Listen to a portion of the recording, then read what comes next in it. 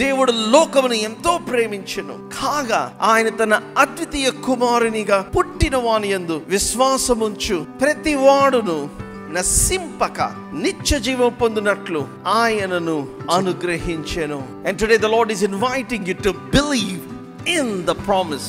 When I say promise, and in this context I am talking Lord Jesus Christ. ఆయనే మనకు వాగ్దానము. ఏలయనగా మనకు శిశువు పుట్టిన, కుమారుడు అనుగ్రహించబడెను. You believe in that promise. నా వాగ్దానమును కట్టుకోవటం అంటే నేను యేసయ్యను హత్తుకొనుట. నా ప్రమాణము దగ్గర విచారించటం అంటే ఏంటి అంటే యేసయ్య దగ్గర విచారించటం.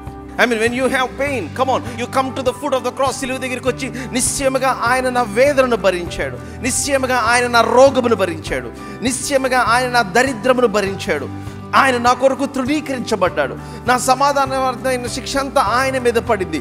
ఆయన దగ్గర మన వాగ్దానము దగ్గర విచారించుట.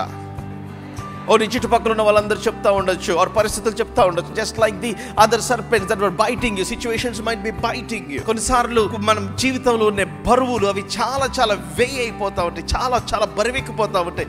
They will be eating all our Joy, మన యొక్క ఆనందం అంతా అవి ఆవిరి చేసేస్తూ ఉంటాయి. But today as I stand here, the lord wants to tell you, ఈ రోజు నా వాగ్దానమును మీరు విచారిస్తుండగా మీ మీద అరుణోదయ నక్షత్రము ఉదయించునుగాక.